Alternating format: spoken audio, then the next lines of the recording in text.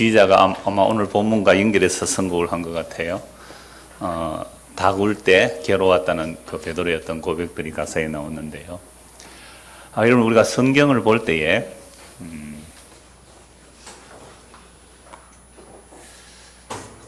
주인공 편에 자기를 두면 안 돼요. 영화를 볼 때는 주인공에게 나를 감정이입시키잖아요. 그런데 성경을 볼 때는 그렇게 보면 성경을 잘 못 보게 됩니다. 성경을 볼 때는 모든 악하고 비열하고 반역하고 배신하는 자를 자기에게 대입시켜야 성경이 제대로 보이는 겁니다. 이렇게 안 보면 어떤 일이 일어나냐 하면요. 다윗 왕에게 나단 선지자가 와서 책망을 할 때 이렇게 말하죠. 어떤 부자에게 손님이 찾아왔는데 부잣집은 양이 엄청나게 많은데 가난한 사람은 양이 한 마리뿐이에요. 그냥 식구처럼 먹고 마시고 사는 그런 양 한 마리를 빼앗아다가 손님을 대접했다 라고 하니까 다윗이 뭐라고 합니까? 내 나라에 그런 놈이 있다니, 그런 놈은 당장 죽어야 마땅해, 이렇게 나온 거예요. 그때 나단 선지자가 뭐라고 합니까? 그 놈이 네 놈이라고. 그 놈이 바로 너라고. 그때 두 가지 반응이 일어나요. 하나는 왕이니까 죽여버릴 수 있어요, 나단을. 하나는 회개하는 거죠. 근데 다윗이 회개해요. 그게 시편 51편이거든요. 방금 읽었던, 제가 예배 시작 전에 읽었던 말씀이에요. 주께서는 제사를 원하지 않으신다는 거죠. 번제를 원하지 않으신다는 거죠. 주께서 원하시는 제사는 상한 심령입니다. 주여, 내가 그 죄인 맞네요. 그놈 죽어야 마땅해? 그놈 죽어야 마땅해? 이 손가락이 어디로 갑니까? 주여, 내가 죄인입니다. 딱 바뀌어요. 그놈들 죽어야 마땅해. 그놈들 나쁜 놈들이야. 딱 손가락이 바뀌어져요. 주여, 내가 엄마 뱃속에서부터 죄악 가운데 잉태되었습니다. 내 행한 것은 죄뿐입니다. 주여, 이 죄인을 용서하소서. 이렇게 되는 게 신앙이에요. 손가락이 남에게 가는 게 아니라 나에게로 오는 거죠. 주여, 내가 죄인으로서이다. 이럴 때에 나단 선지자가 뭐라고 해요? 주께서 당신을 용서하셨습니다. 안 그러면 남 죽이는 사람밖에 안 돼요, 다윗도.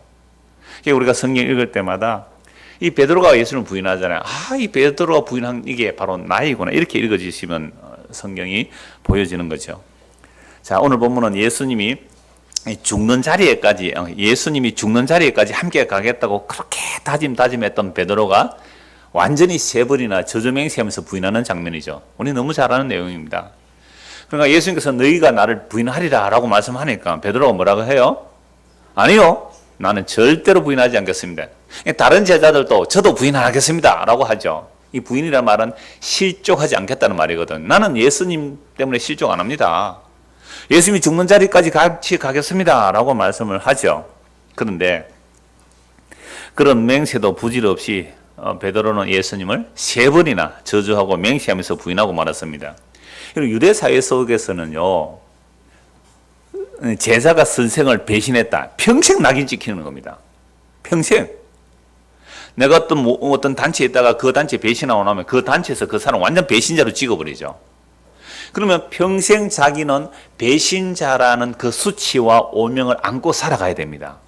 그러나 그 수치와 오명보다도 지금 십자가 앞에서, 예수님 죽는 장면 앞에서 그 수치와 오명을 평생 안고 살아가는 것이 내가 주님의 제자입니다 라는 말하는 것보다 자기에게는 뭐가 더 이익이 되는 거죠.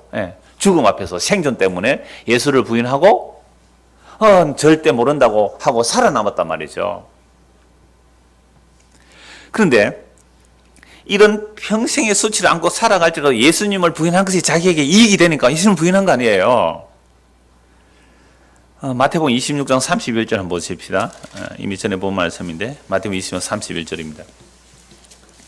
그때 예수께서 제자들에게 이르시되 오늘 밤에 너희가 다 나를 버리리라 기록된 바 내가 목자를 치니 양의 떼가 흩어지리라 하였느니라. 그러나 내가 살아난 후에 너희보다 먼저 갈릴리로 가리라. 베드로가 대답하여 이르되 모두 주를 버릴지라도 나는 결코 버리지 않겠나이다. 예수께서 이르시되 내가 진실로 네게 이르노니 오늘 밤 닭 울기 전에 네가 세 번 나를 부인하리라.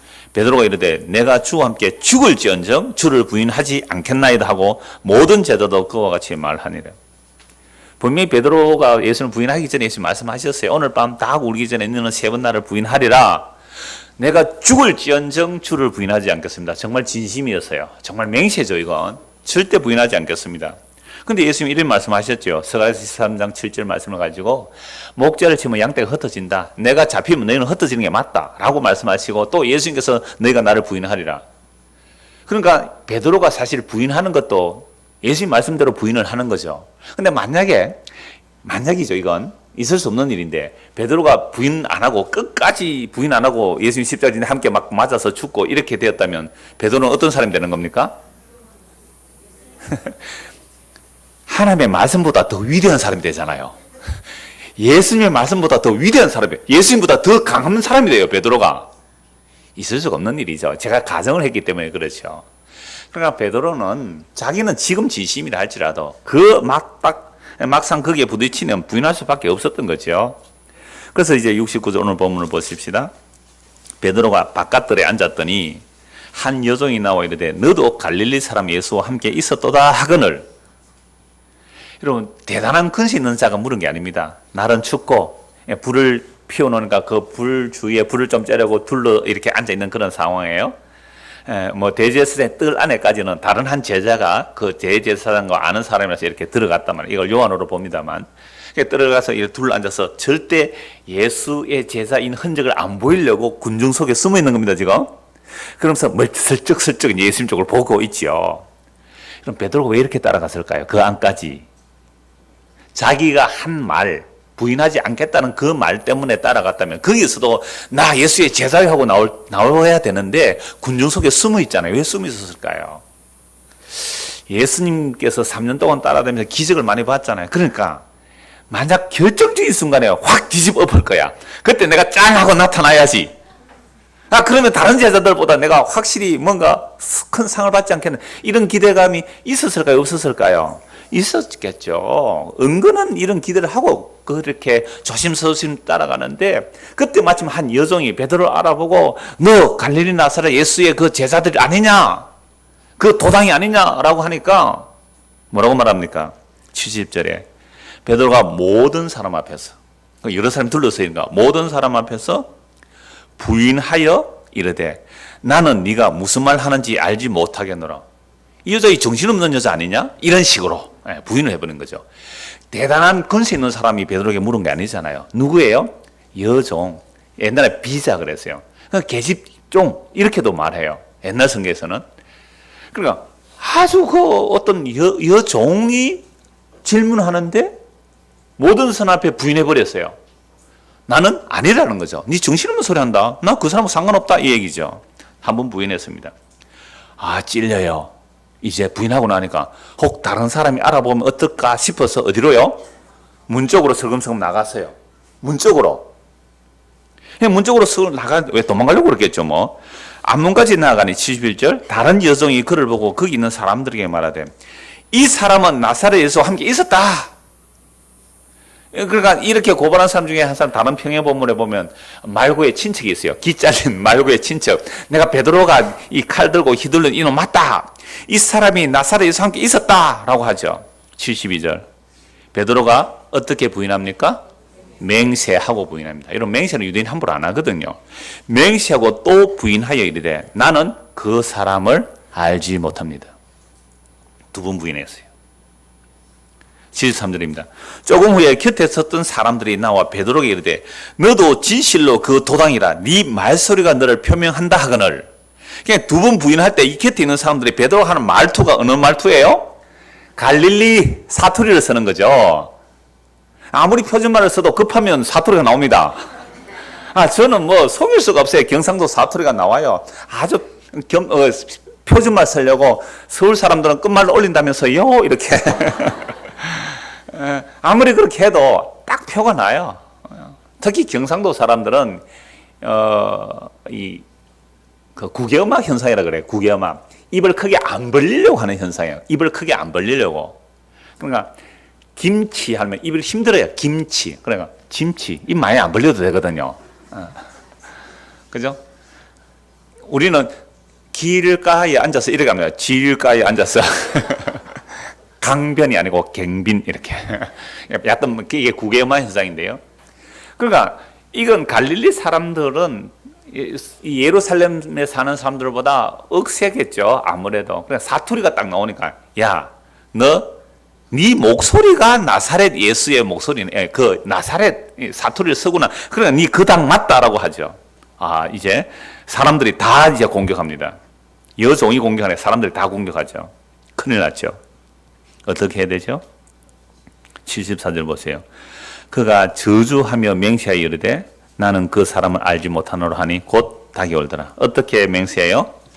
저주하며 맹세한다. 이 저주하며 맹세한다는 게 막 예수님을 막 저주하고 그런 의미보다는 저주로 맹세한다는 말은 유대인들은요, 가장 큰 맹세가 자기 저주의 맹세거든요. 성경에 많이 나와요. 내가 이 사람을 살려두면 하나님께서 나에게 벌 위에 벌을 내리시리라. 가장 큰 맹세거든요. 아니, 이런 저주의 맹세가 어디 있어요? 내가 만약 내가 이 일을 이루어내지 못한다면, 그러니까 이건 여러 말을 해요. 이 저주의 맹세를 많이 해요. 그러니까 뭐 다윗에게 그 군대를 모아오겠다고 한 북이스라엘 장군이 그렇게 말하기도, 또 다윗이 그렇게 말하기도 해요. 내가 이놈을 죽이지 않으면 주께서 나에게 벌 위에 벌을 내리겠다. 이런 자기 저주의 맹세를 해요. 심지어 이시벨도 이런 맹세를 해요. 엘리야 저놈 오늘 목 안 잘라버리면 내 신이 나에게 벌 위에 벌을, 이게 자기 저주의 맹세입니다. 여러분, 이런 맹세 함부로 할 수 있을까요? 내가 이 한 말 내가 지키지 않으면 하나님께서 나에게 벌 위에 벌을 내리실 것이다. 이 정도 맹세하면 이건 어떤 맹세예요? 정말 확실한 맹세죠. 확실한 맹세 말이죠. 이 정도의 맹세. 결혼식 할 때도 이렇게 맹세시켜야 될 것 같아요. 지금 오늘 맹세한 이 맹세를 어기면 너는 벌 위에 벌을 받을 것이다. 이건 그렇게 하죠. 맹세. 내가 이제 이 결혼 서약을 어기면 하나님께서 벌 위에 벌을 나에게 주시기를 원하는데, 이렇게 맹세시켜야 될 것 같아요. 얼마나 엄청난 맹세예요. 이렇게 하니까 더 이상 베드로를 뭐 할 수는 없어요? 사실 추궁할 수가 없죠.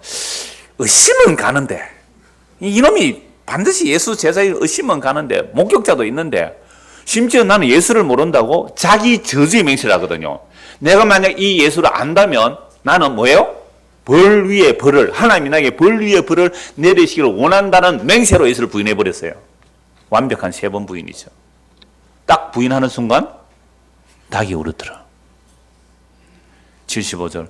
이에 베드로가 예수의 말씀에 닭 울기 전에 네가 3번 나를 부인하리라 하심이 생각나서 밖에 나가서 심히 통곡하니라. 그러니까 3번 딱 부인하는 순간 어떻게 해요? 닭이 울었죠. 그럼 닭 울음 소리를 듣고 예수의 말씀이 기억났다면 그때라도 내가 예수님의 제자입니다 하고 가야 되잖아요. 그런데 뭐라고 해요? 밖에 나서 그냥 울었어요. 문 밖에 도망나가서 통곡하면 울었다는 것 뿐이에요. 제가 전에 이 설교할 때 이 말씀 드렸죠. 마태, 요한복음, 마가복음 할 때 이 닭 울음 소리 얘기했잖아요. 그럼 닭이 운다는 것은 저는 시골에서 너무 잘 알아요. 어떤 정신없는 닭은 한밤중에 우는 닭도 있어요. 날 새기 전에. 그러면 다른 닭들도 놀래가지고 같이 우는 닭들도 있거든요. 근데 이날 이 예루살렘의 닭들은 다 언제까지 기다려야 돼요? 베드로가 3번 부인할 때 기다려야 됩니다. 이런 말을 드리는 이유는 하나님께서 천지 만물을 만드신 거예요. 아니, 낚시 던지니까 왜 물고기가 동전을 물고 올라오겠어요? 천지 만물을 하나님께서 그렇게 만드신 거예요. 그러나 닭들이 날이 새면 뭐 거의 동시다발적으로 우는데, 그날은 베드로가 3번 울 때까지 사실은 닭들이 꼼짝 못하고 있었단 말이죠. 닭들도 주님께 순종하는데 베드로는 3번이나 저주 맹세로 부인을 하는 모습이에요. 그러니까 모든 피조물보다 더 타락한 것이 사람임을 다 드러내고 있죠. 자, 그러니까 닭이 우는 소리를 듣고 베드로가 말씀이 생각나서 밖에 나서 통곡하는데, 근데 이 닭 소리하고 예수님 말씀을 깨닫는 요 사이에 다른 평행 구절을 보면 다른 사건이 하나 있어요. 그럼 지금 예수님을 저주 맹세하면서 막 부인을 하고 있는데 닭 소리가 제대로 들렸을까요? 베드로에게? 그래서 다른 평행 구절에 보면 이 내용이 닭이 울음 소리와 함께 무슨 사건이 하나 일어나요. 누가복음 22장 한번 보십시오. 누가복음 22장입니다.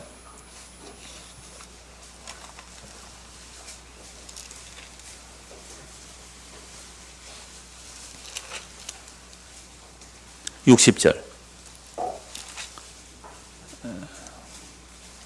베드로가 이르되 이 사람아, 나는 네가 하는 말을 알지 못하노라고 하고 아직 말하고 있을 때에, 3번째 부인이죠, 닭이 곧 울더라. 야, 곧이란 말이에요. 그러니까 베드로가 3번 딱 부인하는 순간 뭐예요? 곧 이놈의 닭들이 동시에 꼿꼿해하고 울었어요. 이래서 하면 닭들이 곧 울더라. 주께서 돌이켜 뭐요? 베드로를 보시네. 보세요. 닭 울음 소리에 바로 주의 말씀이 기억이 안 났다고 볼 수 있죠. 마태복음 여기 생략돼 누가 보면 여기 들어있잖아요. 닭 울음 소리 들었어도 자기가 예수님 하신 말씀이 기억 안 날 수 있어요. 왜? 지금 아니 자기 죽을 지경에서 예수를 부인하는데 뭐 닭 소리가 뭐 신경 들렸을까요? 그러니까 누가 보면 여기에 이제 한 사건이 들어가는데 주께서 어떻게 닭이 곧 울더라 주의 말씀이 기억나서 이렇게 안 돼 있죠. 닭이 곧 울더라 그때 주께서 돌이켜 베드로를 보시니. 그럼 지금 예수님은요 얻어맞았습니다. 얼마나 조롱받았어요. 얼굴에 침을 다 뱉었습니다. 눈을 가려놓고 주먹으로 얼굴을 때려놓고는 네가 그리스도라면 누가 너를 때리는지 알아맞혀봐라. 조롱과 수치 그 모독을 당하셨어요. 그 모독을 당한 그 초췌한 그 사내들인 공회에 그 대제사장의 옷을 입은 그 사람들의 재판석 앞에 그 초췌하게 어떤 저항도 하지 아니하신 그 연약한 모습으로 초췌한 그 몰골로 있는 그 예수님께서 몸을 돌이켜 베드로를 바라보신 거예요. 몸을 돌이켜 베드로를 바라보셨단 말이에요. 주께서 돌이켜 베드로를 보시니 그제서야 베드로가 주의 말씀 곧 오늘 닭 울기 전에 네가 3번 나를 부인하리라 하심이 생각나서 밖에 나가서 심히 통곡했다고요.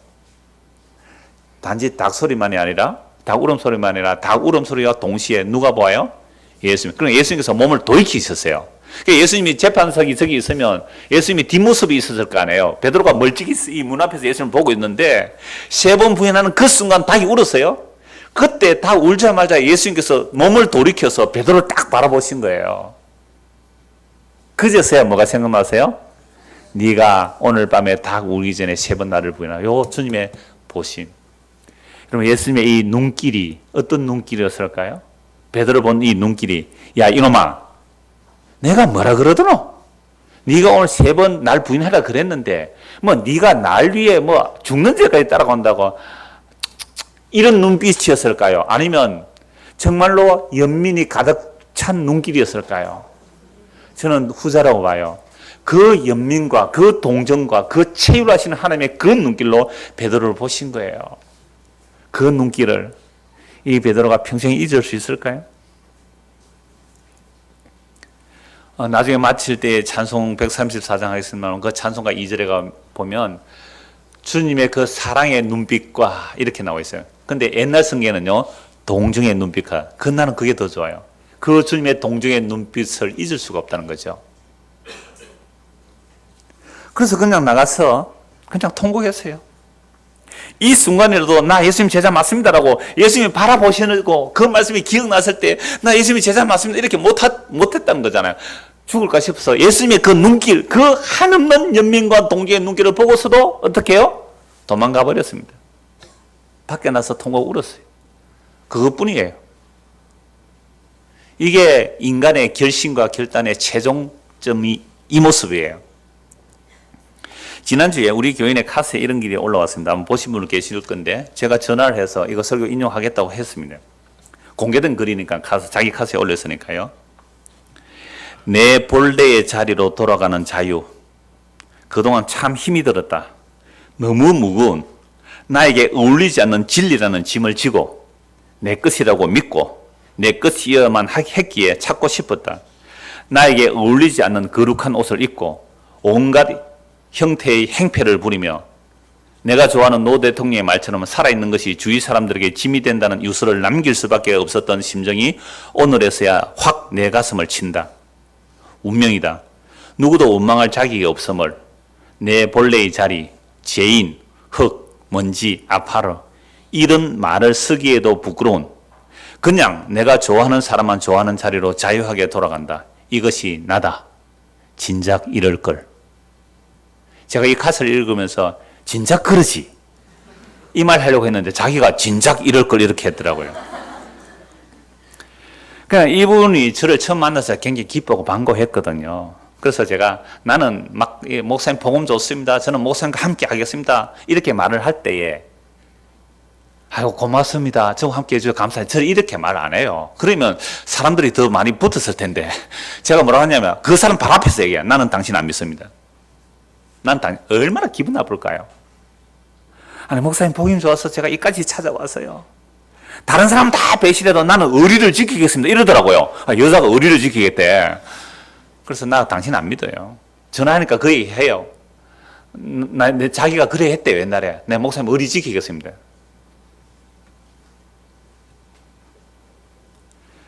그런데 보세요. 본색이 이렇게 드러났잖아요. 나는 이 말 보고 또 혹시 또 뭐 바다에 뛰들었나 이런 생각을 했어요.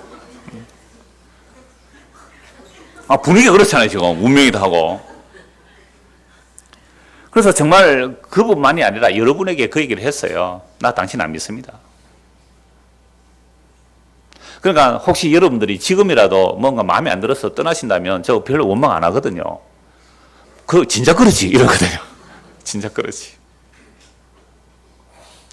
우리가 무엇을 지킨다고 하는 것이 얼마나 엉터리인지 들통나는 그 과정이 자기는 힘이 들었대요. 내가 진짜 그러지 이러니까 목사님 그런데 그 과정이 참 힘이 들었다는 거예요. 그래서 이제 홀가분하여서 이제 그냥 내 마음대로 살겠다는 거 아니에요. 내가 사랑하는 사람만 사랑하고 살겠다 이렇게 말을 하면서 이제 좀 정리하고 교회 오겠습니다 그러더라고요. 나 교회 안 오겠다는 말로 알았는데 교회 오겠다 그래요. 진짜 그러지. 널푸른 교회에 무엇이 대단한 것이 있다고 찾아온 것입니까? 지난주에 널푸른 교회 오행시 제가 장원을 뽑으라면 제 개인적으로는 3구역입니다. 운을 한번 떼어주세요. 널푸른 교회에 오면 좋을 줄 알았습니다. 이 모르신 분께 지난주 오후에 우리 야외 예배 못 가고 실내에서 했는데 오행시를 한 거 다시 한번 하죠. 널푸른 교회에 오면 좋을 줄 알았습니다. 푸하하하하하라. 런은 이제 은어로 바꿨다고요. 은혜는커녕 교만만 늘었습니다. 회개할 줄 알았지? 저는 이게 압권이었어요. 다른 구역들은 다 이렇게 나가요. 푹 자고, 늘 자고, 푹 자고, 은근히 자고. 뭐요? 그 교만한 자요. 끝에는 회개하라 때문에 장원에서 탈락됐습니다. 회개하라. 근데 이거는 뭐예요? 회개할 줄 알았지. 하나 더 붙이면 메롱. 용용 죽겠지. 제가 하나 더 붙이면 그렇습니다. 이게 우리 모습이에요. 실상이에요. 너무 좋아요. 베드로가 예수님을 3번 부인하는 내용을 우리 교인을 통해서 말씀드렸으면 또 어떤 분은 계세요. 서울서 창원까지 찾아왔어요. 말씀 듣기 위해서 아무 연구 없는데. 그런데 널푸른 교회 와보니까 목사가 복음만 전한 게 아니라 일반 교회와 다를 바 없이 목회 성공하기 위해서 이것저것 헌신, 충성, 봉사하라는 말들이 자꾸 나오더라는 거예요. 복음이라는 말 안에 그게 감춰져 있더라는 말을 해서 제가 참 마음이 아팠어요. 그래 내가 내 안에 그런 모습이 들어있었구나. 참 회개도 했습니다. 그래서 제가 댓글도 한번 보내기도 했는데요. 이분이 그 얘기를 했어요. 내가 내가 열심히 한 것도 아니지만 이제 내가 사랑하는 가족이나 돌보면서 살겠다고 떠났어요. 자, 이 3분 다에게 진짜 그러지. 제가 이런 말을 할 수 있는 것은 제가 비꼬거나 비난하는 말이 아니에요. 결코. 베드로가 예수님을 3번이나 저주하면서 맹세하고 부인하였는데 예수님은 베드로를 끝까지 사랑한 겁니다. 제가 이걸 전하고자 하는 거죠. 괜히 어줍지 않게 믿는 폼 내지 말라 이 말입니다. 종교적인 폼 내지 말라 이 말이에요. 우리가 베드로예요. 우리는 얼마나 사소한 이익 앞에 예수 부인한지 아세요? 작은 이익 앞에. 그러면 사실 저는 헌금이라는 거 연보라 그러지만 연보할 때에 계산됩니까? 안 됩니까? 내 자존심, 내 이름, 내 명예 때문에 거짓말 합니까? 안 합니까? 예수 모른 척 합니까? 안 합니까? 그게 베드로이고 우리의 모습이에요. 그래서 누가복음 22장 보십시오. 31절입니다. 22장 31절. 시몬아 시몬아 보라 사탄이 너희를 밀가부릇 하려고 요구하였으나 그러나 내가 너를 위하여 네 믿음이 떨어지지 않기를 기도하였노니 너는 돌이킨 후에 내 형제를 굳게 하라. 이게 무슨 말씀이에요? 22장 31절. 시몬아 시몬아 보라 사탄이 너희를 밀가부릇 하려고 요구하였으나 그러나 내가 너를 위하여 네 믿음이 떨어지지 않기를 기도하였노니 너는 돌이킨 후에 내 형제를 굳게 하라. 이게 무슨 말씀이에요? 22장 31절. 그가 말하되 주여 내가 주와 함께 오게도 죽는데도 가기를 각오하였나이다. 이르시되 베드로야 내가 네게 말하노니 오늘 닭 울기 전에 네가 3번 나를 모른다고 부인하리라 하시니라. 시몬아 시몬아 베드로죠. 시몬아 시몬아 보라 사탄이 너를 밀가부르듯 하려고 요구하였다. 그럼 사탄이 베드로를 그냥 밀가부 체질 키질 하듯이 갖고 놀 수 있단 말이에요. 근데 이 사탄이 그렇게 까불고 놀 수 있지만 지가 마음대로 할 수가 없고 누구 허락을 받아야 돼요? 하나님의 허락을 받아야 돼요. 요구했다는 청구했다. 그러나 내가 너를 위하여 네 믿음이 떨어지지 않기를 기도하였노니 너는 돌이킨 후에 네 형제를 굳게 하라. 그러니까 베드로는 주를 3번 부인하는 것 주님 아세요. 그런데 예수님께서 뭘 위해 기도해 주셨어요? 너의 믿음이 떨어지지 않도록 기도했다라고 말씀하죠. 내가 너의 믿음이 떨어지지. 아니 예수님께서 베드로가 믿음이 떨어지지 않도록 기도했다면 부인을 안 해야 예수님이 믿음이 떨어지지 않도록 기도한 효력이 나타나는데 왜 부인했는데 이 말씀하세요? 왜 부인했는데? 그럼 예수님의 기도에 효력이 없었습니까? 예수님께서 네 믿음이 떨어지지 않도록 기도했다는 이 효력이 없어서 베드로는 3번이나 부인한 거예요? 아니죠. 그러면 예수님께서 네 믿음이 떨어지지 않도록 기도했다 이 말씀은 비록 네가 나를 3번이나 저주 맹세하면서 나를 부인할지라도 나는 너를 놓지 않겠다. 이게 예수님께서 네 믿음이 떨어지지 않도록 기도하겠다는 거예요. 그래서 제가 앞에 오행시 얘기도 하고 우리 교인들 3가지 얘기를 한 이유가 그거예요. 괜찮단 말이에요. 바닥에 가도 괜찮아요. 예수 모르겠다고 도망가도 괜찮다 이 말입니다. 어쩔 때는 가짜 폼 잡지 말란 말이에요. 위서가고 외신하지 않아도 되는 거예요. 나 예수 안 믿어져요. 싫어요. 도망가세요. 그래서 지난 금요일 공부 마치고 차 한잔 하자 해서 만나서 이렇게 얘기를 하는 중에 새로 오신 분이 이제 자기 얘기를 좀 하고 또 다른 사람 얘기를 하는데 이런 얘기를 한 거예요. 새로 오신 분이 이 얘기했어요. 옛날에 교회 좀 다니다가 안 다녔는데 참 여러 가지 어려움에 하나님 좀 살려주십시오라는 마음이 들어서 교회를 나갔대요. 그러면서 돌아가면서 잠시 얘기하러 가니까 어떤 분은 10년을 죽을 똥 살 똥 교회를 다녔는데 도대체 나는 못 따라가겠다. 이럴 바에 나 하나님 못 믿겠다고 포기한 사람이 있어요. 그리고 또 한 분은요. 뭐 10년이 넘어요. 수십 년 동안 교회 제일 일찍 나가서 문 다 열고 준비 다 하고 마칠 때 문 다 단속하고 나오고 그렇게 했는데 너무너무 힘드니까 하나님 나 좀 어디 옮겨 주십시오. 나 지경을 좀 옮겨 주십시오. 안 그러면 나 하나님 안 믿고 이제 절에 갈래요. 나 성당에 갈래요. 뭐 이런 식으로까지 하나님께 대들었다는 거죠. 괜찮아요. 그렇게 해보세요. 우리가 어줍지 않은 나의 어떤 믿음을 가지고 하나님과 거래하려고 생각하지 마세요. 솔직하게 말하세요. 하나님 나 안 믿어져요. 나 교회 가기 싫어요. 오지 마세요. 안 와보세요. 그리고 진짜로 내가 예수 믿는지 안 믿는지요. 한 1년 동안 교회 오지 말고 푹 쉬어보세요. 성경 보지 말고 기도하지 말고 하나님 생각도 하지 말고 한 1년 좀 푹 쉬어보세요. 진짜 전혀 주님과 상관없이 살아야지. 그럼에도 불구하고 끊임없이 내 안에서 일어난 주의 음성이 들리신다면 그 주께서 함께 하시는 거잖아요. 이게 베드로가 3번 부인했는데 예수님이 기도했는데 믿음이 떨어지지 않도록 기도했는데 왜 3번 부인하느냐 말이에요. 네가 3번 나를 부인할지라도 내가 너를 놓지 않겠다는 이게 주님의 기도이세요. 그래서 오늘 말씀해 보니까 그 3번 부인하는 그 순간 닭이 올고 닭이 올 때 예수님께서 몸을 돌이켜 어떻게 하셨다고요? 베드로를 바라보시죠. 베드로는 저주하고 맹세하면서 예수를 부인했습니다. 자기가 그렇게 죽기까지 충성하겠다는 맹세들조차 아침 안개처럼 사라져 버렸습니다. 그때 그 마지막 순간에 누구를 봐요? 자기가 본 게 아니잖아요. 누가 보세요? 주님께서 돌이키셔서 우리의 눈을 보세요. 응시하셨어요.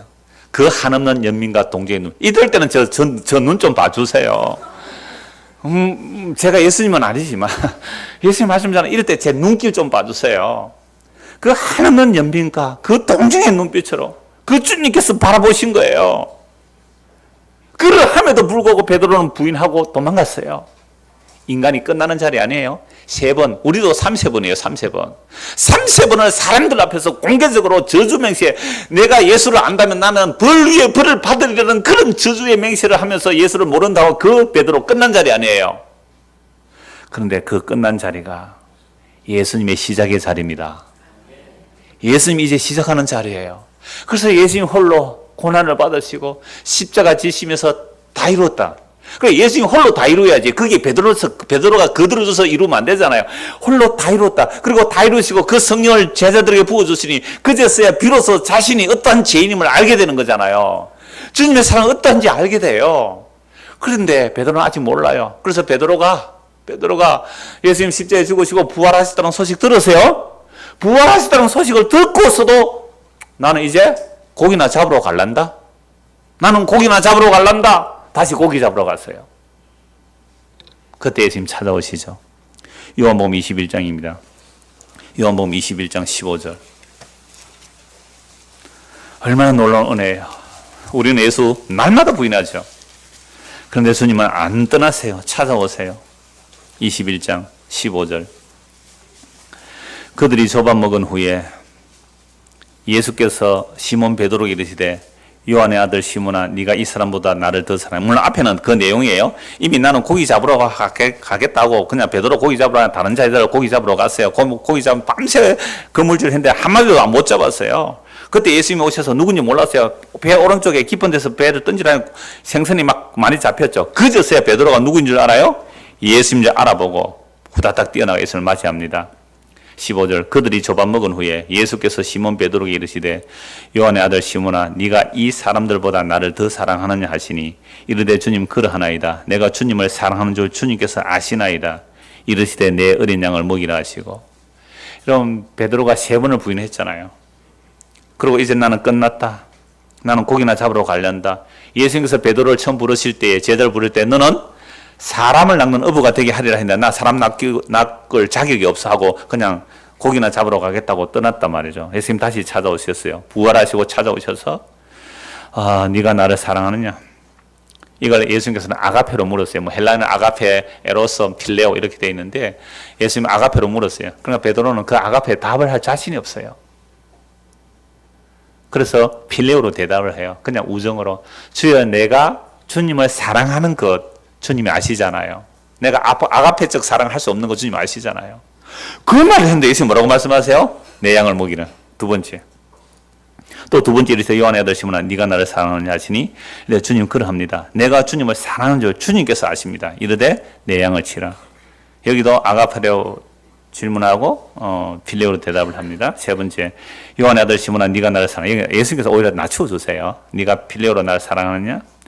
그럼 베드로는 옛날 같으면 어떻게 말했을까요? 예, 내가 주님을 사랑합니다. 그래서 얼마나 내가 주님을 사랑했으면 배도 버려두고 건물도 버려두고 아버지도 버려두고 가족도 버려두고 내가 예수님 따라가지 않았습니까? 그런데요 십자가 앞에서 부인하고 나서는 아무 자신이 없어요. 주님 나 주님 사랑하는데요. 나 앞으로 또 그런 일이 있으면 어떻게 부인할지 난 몰라요. 그때 예수님께서 내 양을 먹이라고 말씀하시잖아요. 그럼 베드로가 사도된 자격이 어디에서 나옵니까? 나는 끝까지 배신하지 않았습니다. 해서 사도의 자격이 나옵니까? 나는 철저하게 3번이나 저주맹세하면서 부인했습니다. 여기에서 베드로 사도의 자격이 주어집니까? 후자죠. 이게 놀라운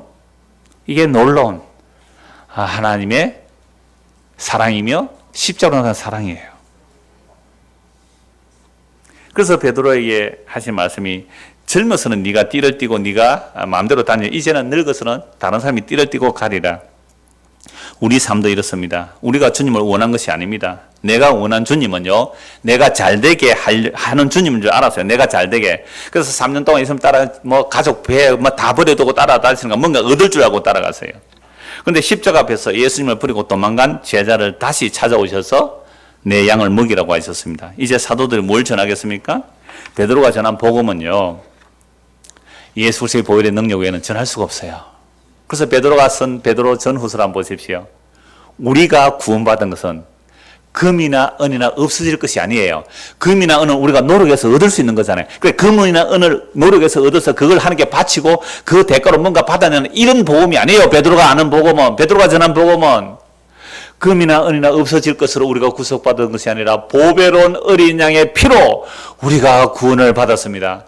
하나님께서 우리를 택하시고 우리를 부르신 것은 그리스도의 피뿌림을 얻게 하기 위해서 우리를 불러내셨습니다. 왜 우리를 이 세상에서 주께서 불러내신지 아십니까?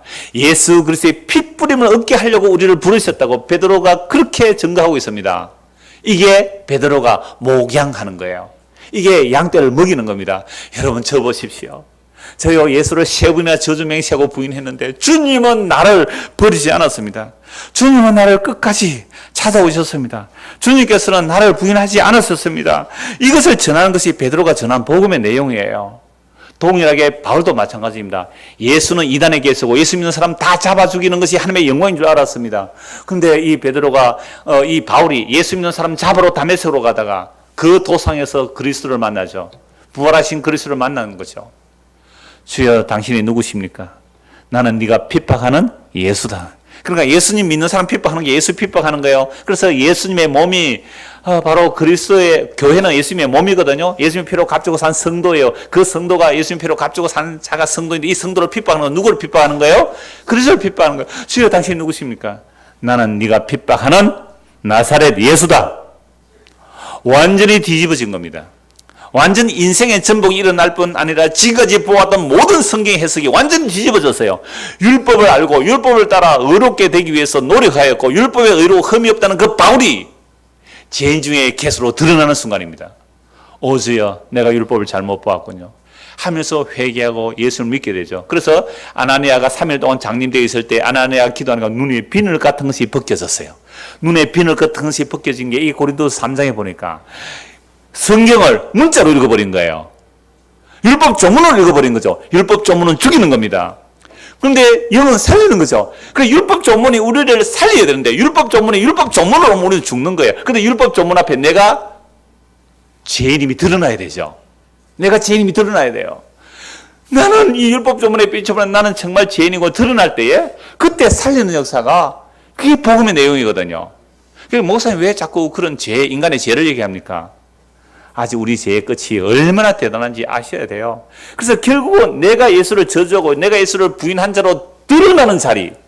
예수가 뭐고 필요 없단 말이에요. 예수가 뭐고 필요 없다.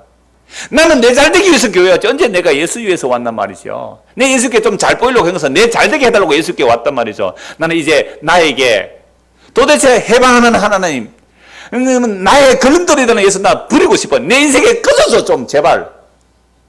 그렇게까지 나와야 돼요. 종교적 열심을 하다가 그 자리까지 가신 분들 많이 있어요. 여기에 진짜 종교적 열심을 다해서 목숨을 걸고 달려가다가 이런 예수는 안 믿어 하고 예수를 버려본 사람들 많아요. 여기에 그때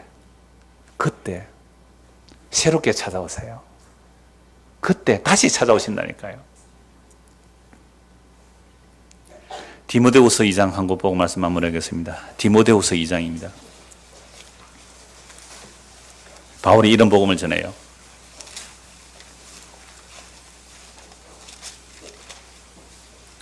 11절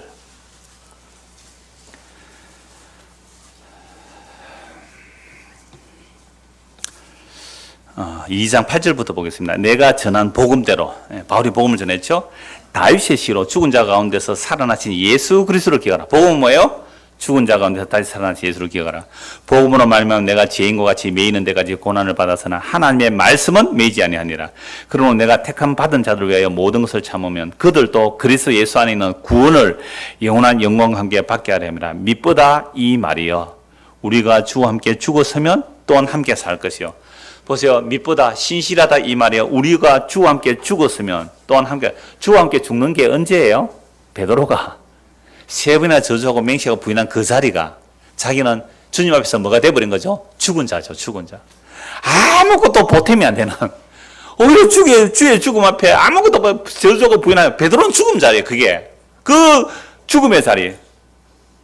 근데 그때 주님께서 함께 죽으시는 거죠. 그 베드로 함께 죽으신단 말이에요. 함께 죽었으면 또한 함께 살 것이요 참으면 또한 함께 왕노릇 할 것이요 우리가 주를 부인하면 주도 우리를 부인하시리라. 이게 율법이에요. 우리가 주를 부인하면 주님도 우리를 부인하세요.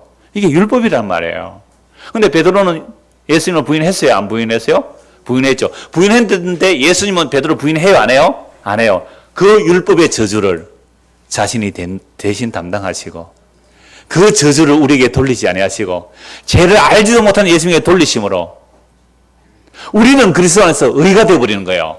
아니, 나는 세금이나 저주고 맹세하고 부인한 자리에 예수님이 찾아오시니까 저주고 맹세하고 부인한 그것이 오히려 의가 되는 전환이 되어버렸어요. 그래서 마틴 루터는요, 오 복되도다 죄여 그랬어요. 이거 나 죄짓기 위해서 마음대로 사는 사람들이 사용하는 이야기 아니에요? 진짜 무슨 죄가 알았어요. 다시 알았던 거예요. 오 주여, 내가 엄마 뱃속부터 죄인이었습니다. 나의 행한 죄뿐입니다. 주께서 원하시는 제사는 상하심네. 그 고백이 나오는 이 고백이에요. 그러니까 주께서 우리가 주님을 부인하면 주님 우리를 부인하세요. 이 율법이에요. 그러니까 우리는 얼마나 날마다 주를 부인해요. 그래서 주께서 우리를 부인해야 마땅해요. 그런데 그 다음 말씀 보십시오. 우리는 믿음이 없을지라도 정말 아름다운 우리말이에요. 우리는 신실함이 없어요. 우리는 견고함이 없어요. 우리는 믿음이 없어요. 우리는 믿음이 없어요. 그래서 예수를 세 번이나 저주 맹세하면서 부인해요. 근데 주님은 항상 믿으세요. 주님은 항상 신실하세요. 말씀 자체가 아멘이에요. 예수님은 자기 이름을 아멘이라고 해요. 아멘은 진실하다는 의미거든요. 예수님은 아멘, 아멘, 나는 아멘이라는 거예요. 예수님은 진실하세요. 그래서 예수님은 항상 믿으시기 때문에 자기를 부인하실 수가 없는 겁니다. 베드로는 날마다 부인해요. 그런데 이런 베드로가 이렇게 예수 믿고 나서 성령 충만하고 복음 전에도 외식합니까? 안 합니까? 해요. 예루살렘에 이방인하고 밥 먹다가 예루살렘에서 사람들이 오니까 이방인하고 밥 안 먹은 채 했단 말이에요. 이게 인간입니다. 그러니까 우리는 주를 부인할지라도 주께서 우리를 부인하지 않는 그 일향 믿으심, 이게 언약에 신실하신 하나님이시며 자기 약속에 전능하신 하나님이세요. 영원전에 아버지 택하신 자들을 자기가 부인하지 않기 때문에 우리가 구원이 일어나는 겁니다. 이걸 믿는 것을 예수님을 믿습니다 라고 하는 거예요. 그 예수를 믿는 항상 주여, 나는 정말로 주님을 배반할 수밖에 없는, 우리도 날마다 주님을 부인합니다. 그러나 주께서 믿으시기에 주께서 자기를 부인할 수 없어서 우리에게 구원이 일어납니다. 이 예수를 믿는 것, 이게 복음을 믿는다는 거죠. 그래서 예수님께서 70번을 7번이라고 용서하는 게 뭐예요? 예수님의 용서는 영원하다는 겁니다. 그 용서를 십자가로 이루어내신 거죠. 그래서 우리는 주님을 늘 배반하지만 주님께서 우리를 배반하지 않으시는 그 약속의 신실함을 믿고 사는 것이 믿음의 사람입니다. 베드로가 3번이나 부인한 그 순간, 닭이 우는 그 순간에 예수님께서 몸을 돌이켜 그 베드로를 한없는 연민과 그 동정의 눈빛으로 바라보신 그 주님의 눈길이 오늘도 이 말씀을 통하여 우리의 마음에 와닿기를 소원합니다. 기도하겠습니다. 하나님 아버지, 베드로가 다른 사람이 아니라 우리였습니다. 베드로는 그 죽음의 위협 앞에서 도망갔지만 우리는 죽음도 아닌 시시껄렁한 것, 잠시 있다 사라질 것, 세상의 작은 이익, 세상의 작은 내 이름, 내 자존심, 이런 것들로 인하여 우리는 거짓말했습니다. 우리는 외식했습니다. 우리는 주를 모른 채 한 적이 한두 번이 아닙니다. 주여, 그래서 우리는 버림받아 지극히 마땅합니다. 그러나 주님께서 신실하시기에, 주께서 믿으시기에 자기 약속을 부인할 수 없어서 우리를 끝까지 사랑하시고 구원하시는 그 주님을 알고 믿을 수 있는 우리가 되도록 은혜를 베풀어 주시옵소서. 예수 그리스도 이름 받들어 기도드리옵나이다. 아멘.